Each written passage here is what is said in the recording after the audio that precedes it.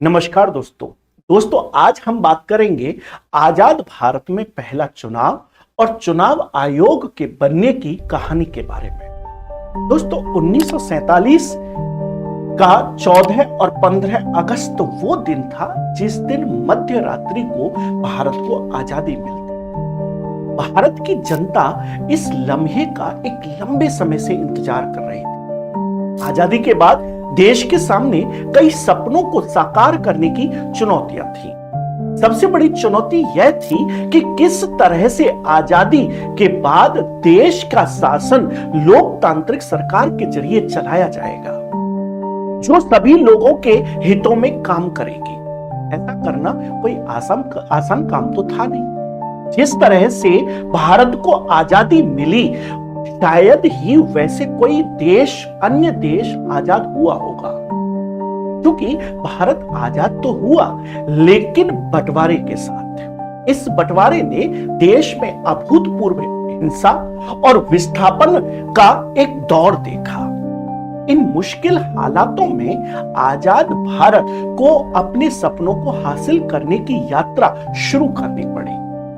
सभी लोगों को वोट देने का अधिकार भी भारत को देना था। इसलिए भारत ने आजाद होने के बाद उस रास्ते को नहीं चुना जिसे पश्चिमी देशों ने चुना था। पश्चिमी देशों में एक लंबे समय तक कुछ अमीर लोगों के पास ही मतदान का हक हुआ करता था और कामगारों और महिलाओं को वोट देने का कोई भी अधिकार नहीं था। आजाद भारत ने वयस्क मताधिकार के आधार पर आम चुनाव करवाने का फैसला किया था। Long years ago, we made a tryst with destiny, and now the time comes when we shall redeem our pledge, not wholly or in full measure, but very substantially.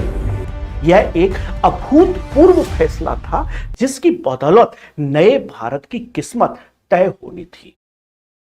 आजादी से पहले केवल सीमित संख्या में लोगों को वोट देने का अधिकार दिया गया था।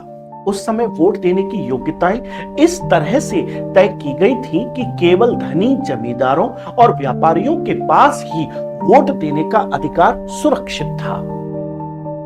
आजाद होने के 2 सालों के भीतर भारत में चुनाव आयोग की स्थापना होती है और मार्च 1950 में सुकुमार सेन जो हैं, इनको पहला चुनाव आयुक्त नियुक्त कर दिया जाता है। अब प्रश्न आता है कि आखिर ये सुकुमार सेन कौन थे? अंग्रेजी के अखबार टेलीग्राफ के अनुसार जब हम देखते हैं तो सुकुमार सेन का जन्म 2 जनवरी को 1899 में हुआ था। इनके पिता अक्षय कुमार सेन थे जो कि एक नौकरशाह थे। सेन ने कोलकाता के प्रेसिडेंसी कॉलेज से गणित में ग्रेजुएशन की पढ़ाई पूरी की और फिर आगे की पढ़ाई पूरी करने के लिए ये लंदन यूनिवर्सिटी में चले जाते हैं। यहां इन्हें गणित में गोल्ड मेडल से भी सम्मानित किया जाता है। साल 1921 में सुकुमार सेन ने भारतीय सिविल सेवा की परीक्षा ज्वाइन की। इसका मतलब भारतीय सिविल सेवा में ज्वाइनिंग ले ली। फिर अगले 2.5 दशकों तक सेन ने पूरे भारत में अलग अलग पदों पर न्यायपालिका में भी काम किया। साल 1947 में सेन को पश्चिमी बंगाल का मुख्य सचिव नियुक्त कर दिया गया, जहां उनकी मुलाकात उस समय के वरिष्ठ कांग्रेसी नेता डॉक्टर विधान चंद्र रॉय से होती। ये बीसी रॉय के नाम से जाने जाते हैं। बीसी रॉय ही सुकुमार सेन को भारत के पहले चुनाव आयुक्त के रूप में पदभार संभालने के लिए दिल्ली ले जाते हैं। नियुक्त होने के अगले महीने में ही जनप्रतिनिधि कानून संसद में पारित कर दिया जाता है।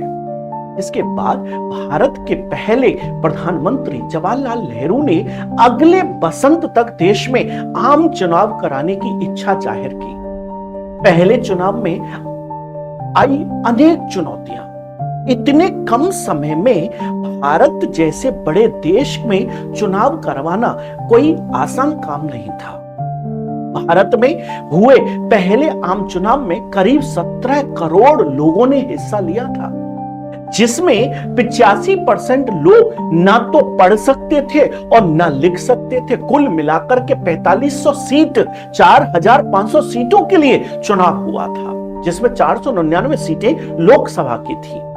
तो कुमार सेन के सामने कई तरह की चुनौतियां थी, जैसे ज्यादातर जो मतदाता थे वो अशिक्षित थे।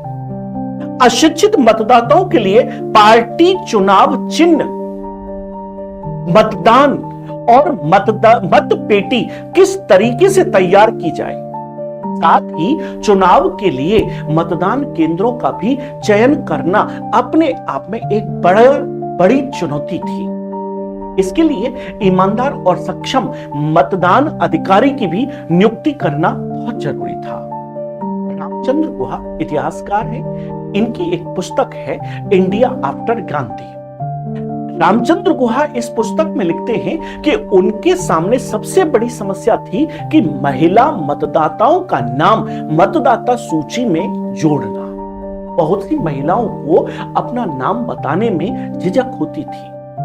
वो अपने आप को किसी की बेटी या किसी की पत्नी कहलवाने में ज्यादा पसंद करती थी।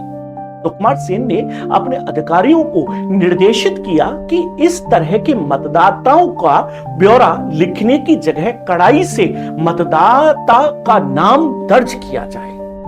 पश्चिमी देशों में मतदाता पढ़े लिखे होने के कारण राजनीतिक दलों के नाम से पहचाने जाते थे।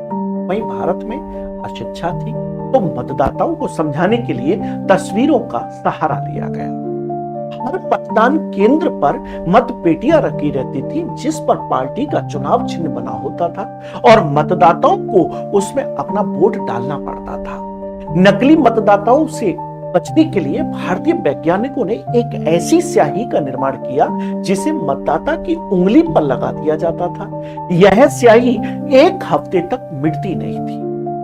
भारत का आम चुनाव, पहला आम चुनाव, पूरी दुनिया के लिए मील का पत्थर साबित हुआ। ये लोकतंत्र के इतिहास का मील का पत्थर है, यह भी कहना गलत नहीं होगा। इसके बाद यह बात साबित हो गई कि दुनिया में कहीं भी लोकतांत्रिक चुनाव करवाए जा सकते हैं। फरवरी 1952 में जब मतदान खत्म हुआ तो भारत में ब्रिटेन के हाई कमिश्नर थे आर्चीबोल्ड। इन्होंने एक रिपोर्ट लिखी। इन्होंने अपनी रिपोर्ट में कहा कि यह चुनाव संसदीय लोकतंत्र के तौर तरीकों को समझाने के लिए एक परीक्षा थी, जिस पर यह देश अच्छी तरह से खरा उतरा। रामचंद्र गुहा की बुक है, जिसे हम पहले भी मैंने जिक्र किया, इंडिया आफ्टर गांधी। इसमें रामचंद्र गुहा लिखते हैं कि एक तुर्की पत्रकार ने कहा था कि जनता के सामने एक तरफ विकल्प था कि वो वर्चस्ववादी, सांप्रदायिक या अलगाववादी और निरपेक्षवादियों को चुने, तो दूसरी तरफ उनके सामने विकल्प था कि धर्मनिरपेक्षता, राष्ट्रीय एकता, आधुनिकता और बाकी दुनिया के साथ भाईचारे का व्यवहार का विकल्प चुने। जनता को ही फैसला करना था।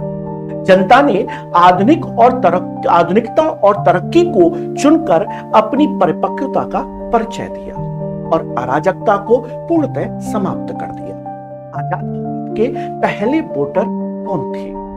आजाद भारत के पहले वोटर भारत के आम चुनाव में पहला वोट 25 अक्टूबर 1951 को हिमाचल प्रदेश में पड़ा था, जो कि चीनी तहसील थी उस समय आज अब वर्तमान में किन्नौर जिलों में आता है। यह पहला वोट हिमाचल प्रदेश के किन्नौर जिले के रहने वाले श्याम शरण नेगी ने डाला था। इन्होंने अपना वोट आम चुनाव से पहले ही डाल दिया था, क्योंकि सर्दियों का समय था। बर्फबारी से उनकी घाटी जो थी वो दुनिया से उस समय कट जाती। इससे बचने के लिए अधिकारियों ने यह कदम उठाया। देश के दूसरे भागों में जनवरी और फरवरी 1952 में मतदान होना था। क्लियर। अब श्याम शरण नेगी चीनी तहसील, जो कि अब वर्तमान में कन्नौज जिले में है, वहां एक स्कूल के अध्यापक हुआ करते थे और उन्हें पहला चुनाव के दौरान मतदान करने के लिए ड्यूटी में लगाया गया था। 2022 में 105 वर्ष की आयु में श्याम शरण नेगी का निधन हो जाता है। चुनाव आयोग के बनने का सफर भारत में चुनाव संवैधानिक प्रावधानों के मुताबिक होते हैं। साथ ही संसद द्वारा बनाए गए कानून भी इसमें अपनी एक अहम भूमिका निभाते हैं। इन कानूनों में जनप्रतिनिधि कानून 1950 और 1951 बड़ा ही महत्वपूर्ण है। भारत का चुनाव आयोग एक स्थायी संवैधानिक निकाय है जिसकी स्थापना 25 जनवरी 1950 को संविधान के मुताबिक ही की गई थी। आज के समय में चुनाव आयोग में 3 सदस्य होते हैं। एक मुख्य चुनाव आयुक्त होता है और 2 चुनाव आयुक्त होते हैं। लेकिन 1950 में जब इसकी स्थापना की गई थी तब इसमें केवल एक मुख्य चुनाव आयुक्त ही इसके एकमात्र सदस्य थे। ऐसा 1989 तक चलता रहा।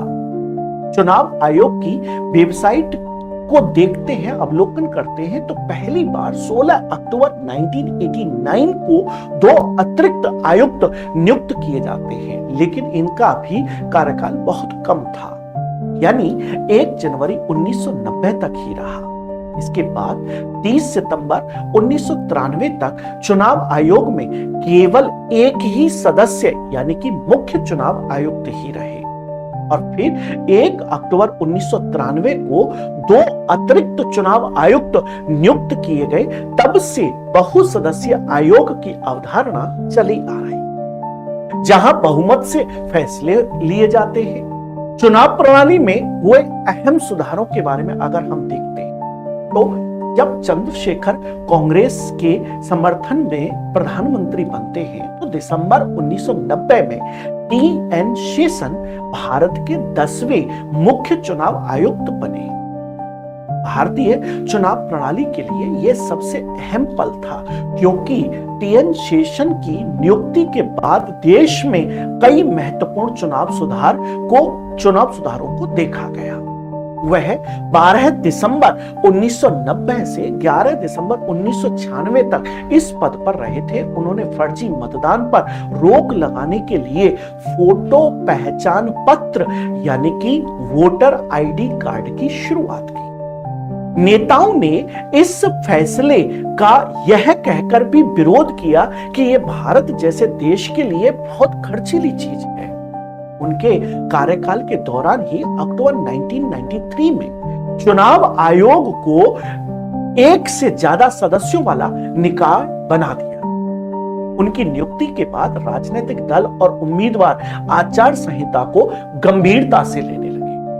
2022 में चुनाव आयुक्त की नियुक्ति में सुधार की मांग वाली याचिकाओं पर सुनवाई करते हुए सुप्रीम कोर्ट ने यह कहा था कि अब तक कई चुनाव आयुक्त रहे मगर टी.एन. शेषन जैसा कोई भी चुनाव आयुक्त नहीं रहा। ऐसा चुनाव आयुक्त कभी कभार ही होता है।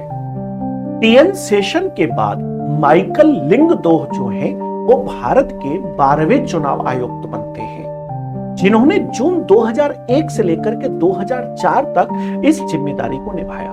2002 में गुजरात दंगों के बाद राज्य सरकार की चुनाव कराने की घोषणा और चुनाव आयोग से हुए टकराव के कारण लिंगदोह जो थे बहुत ज्यादा चर्चित हुए।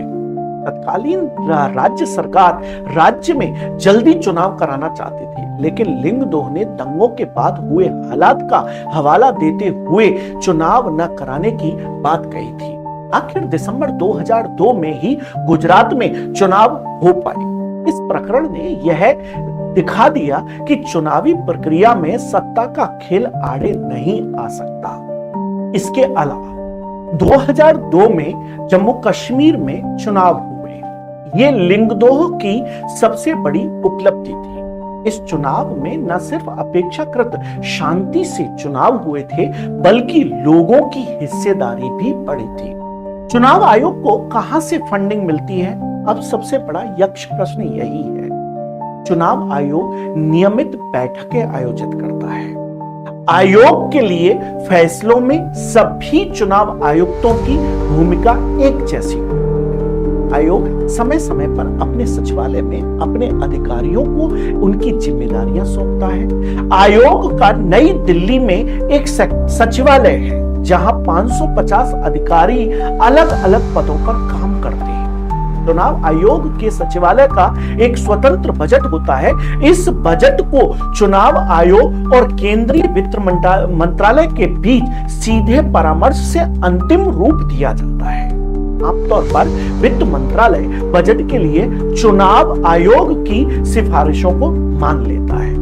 हालांकि चुनाव के वास्तविक संचालन पर होने वाला खर्च केंद्रीय कानून मंत्रालय और संबंधित राज्य या संघ के शासित प्रदेशों के बजट से भी लिया जाता है। अगर लोकसभा चुनाव हो रहे हैं तो पूरा खर्च केंद्र सरकार ही उठाएगी, जबकि राज्य विधानसभा चुनावों के लिए सारा खर्च संबंधित राज्य ही उठाता है। वहीं अगर लोकसभा और राज्य विधानसभा का चुनाव एक ही समय पर होता है तो पूरे खर्च को केंद्र और राज्य सरकार के बीच समान रूप से बांट दिया जाता है।